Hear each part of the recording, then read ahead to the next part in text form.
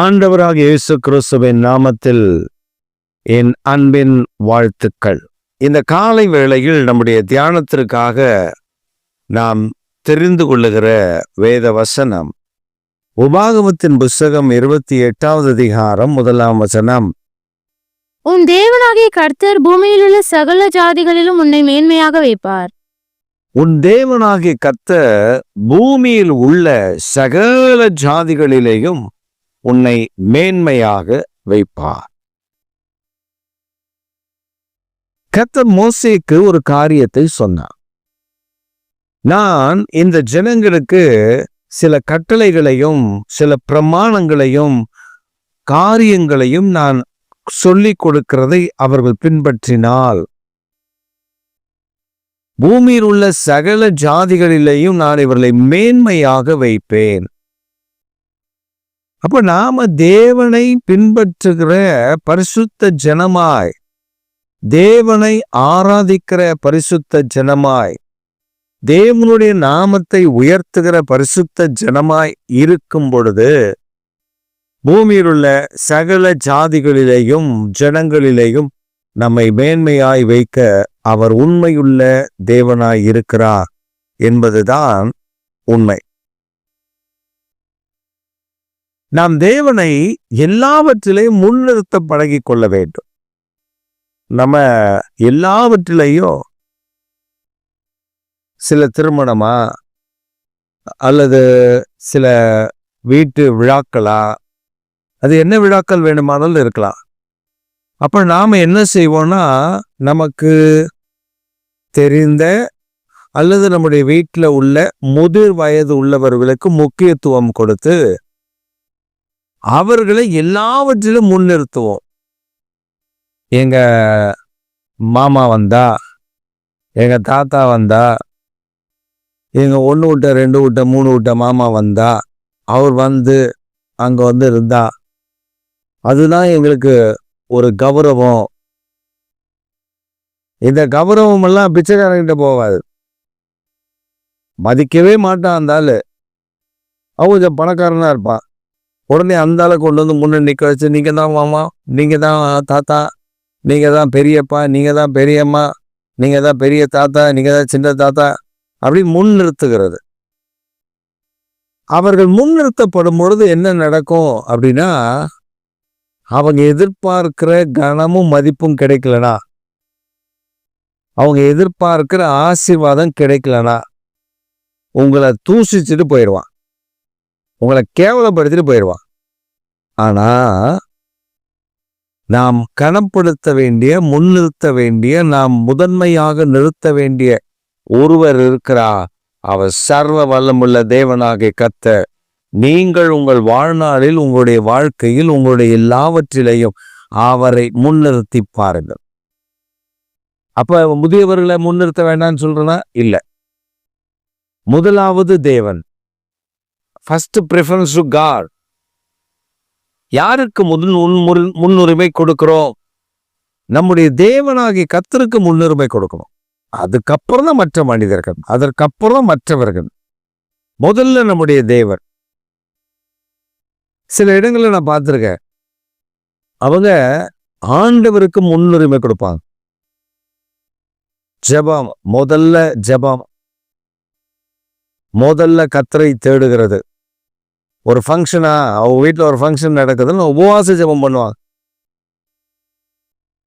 சிலர் ஃபங்க்ஷன்னா ஒரு நாள் தான் ஃபங்க்ஷனாக இருக்கும்.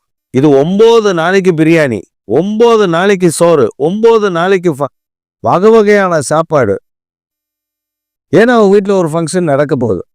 அதுக்கு ஒரு நாள் ஃபங்க்ஷனுக்கு இந்த முன்னாடி ஒரு 9 நாள், பின்னாடி ஒரு 9 நாள், இப்படி போட்டு நல்ல சாப்பாடு, ஜெபம் வேத வாசிப்பு இல்லை, தேட்டா ஃபங்க்ஷன். நாம தேவனுக்கு முன்னுரிமை கொடுக்கணும்.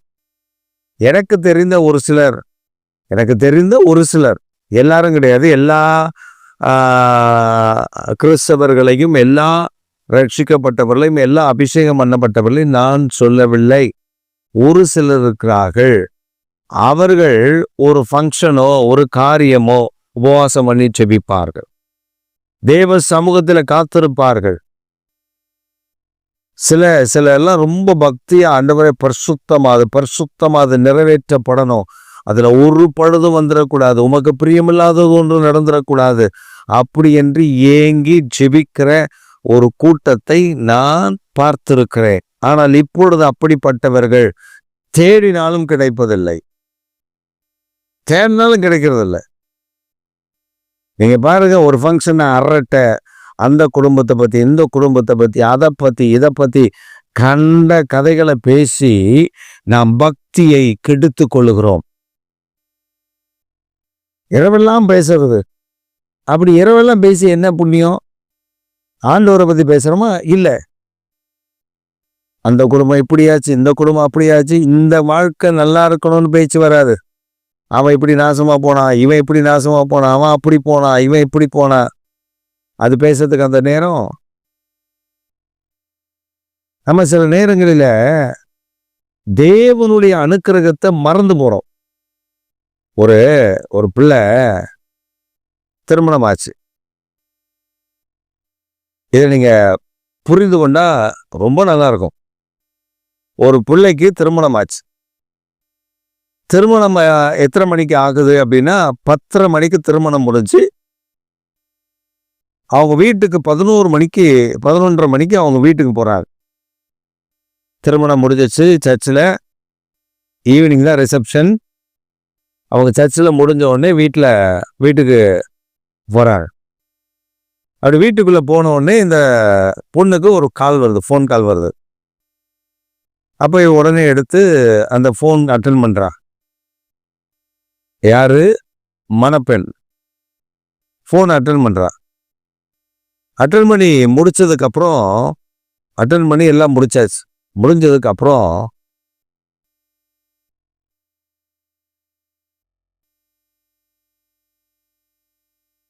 ஃபோன் பண்ணி அந்த அட்டன் பண்ணி முடிச்சாச்சு. வீட்டுக்காரர் கேட்குறாரு, என்னப்பா, யார் ஃபோனு?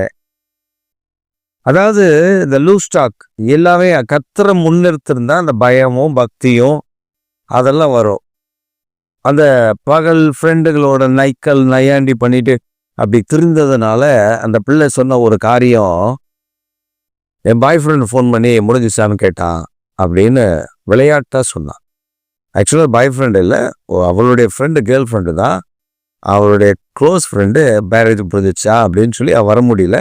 அவள் கேட்குறான், ஏன்னா ரிசப்ஷன் இன்னொரு இடத்துலையும் இருக்கு. அப்போ என்ன நடந்தது? உடனே அவன் சொன்னான், அப்பா அந்த பாய் ஃப்ரெண்டை வச்சுட்டு என்ன எது கல்யாணம் பண்ண? அவங்க அப்பா அம்மாவை கூப்பிட்டா, இவங்க அம்மாவை கூப்பிட்டு சொல்லிட்டான், இனி இந்த பொண்ணோட என்னால் வாழ முடியாது. இப்பவே நான் கல்யாணம் பண்ணி ஒரு மணி நேரம் கூட ஆகலை, ஒரு ஃபோன் கால் வந்தது, ஒரு பாய் ஃப்ரெண்ட் கிட்ட பேசுறேன்னா வாழ்நாள் முழுவதும் எனக்கு இது வேதனையாய் அமைந்துவிடும், நான் இவளோடு வாழ முடியாது அப்படின்னு அப்பவே அவன் எழும்பி அவன் பேக்கப் பண்ணி அவன் போயிட்டான். ரிசப்ஷன் மதியானம் சாயந்தரம் நடக்கிற ரிசப்ஷன் கேன்சல். இப்ப நாம செய்தது தவறா சரியா அப்படி இல்லை, இந்த பெண்ணு செய்தது தவறா சரியான்றதுக்கு நான் வரல. நான் சொல்ல வர்றது, நம்முடைய வாழ்க்கையில தேவனை முன்னிறுத்தி இந்த மாதிரி வார்த்தைகளுக்கு, இந்த மாதிரி நையாண்டிகளுக்கு, இந்த மாதிரி கிண்டல் கேள்விகளுக்கு நாம் இடம் கொடாமல் இருந்த அறுத வேதம் சொல்லுகிறது, துன்மார்க்குடைய ஆலோசனை நடவாமலும் பாவியுடைய வழியில் இல்லாமலும் பரியாசக்காரர் உட்காரும் இடத்தில் உட்காராமலும் கர்த்தருடைய வேதத்தில் இரவும் பகலும் பிரியமாயிருந்து அவருடைய வேதத்தில் பிரியமாயிருந்து இரவும் பகலும் அவருடைய வேதத்தை தியானித்ததில் பிரியமாயிருக்கிற மனுஷன் பாக்கியவனாயிருப்பான். நம்ம பிரியமாய் இருக்கணும். நாம நக்கல் பண்ணுகிறவர்களோடையும் நையாண்டி பண்ணுகிறவர்களோடையும் பரியாசம் பண்ணுகிறவர்களோடையும் கூட இருந்தா இப்படிதான். ஒரு திருமணம் அப்ப அந்த பிள்ளைக்கோ பெண் வீட்டாருக்கோ மாப்பிள்ளை வீட்டாருக்கோ தேவனை உயர்த்தணும் என்கிற அந்த வாஞ்சை தாகம் இருக்க வேண்டுமே அல்லாமல்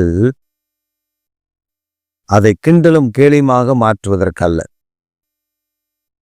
இது ஒரு உதாரணம் தான். ஆனா நம்முடைய வாழ்க்கையில கர்த்தரை முன்னிறுத்தணும்.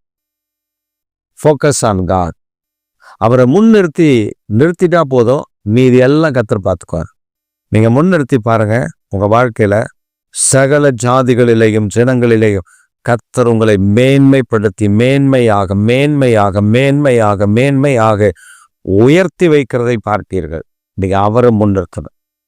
சர்வ வல்லமுள்ள இயேசு கிறிஸ்துவை, சர்வ வல்லமுள்ள நம்முடைய தேவனாகிய கர்த்தரை முன்னிறுத்தணும். அவரை முன்னிறுத்தினா போதும், உங்க வாழ்க்கை உயர்த்தப்பட்டு மேன்மையா போயிடும். உயர்த்தப்பட்டு மேலான நிலையில கர்த்தர் வைப்பார்.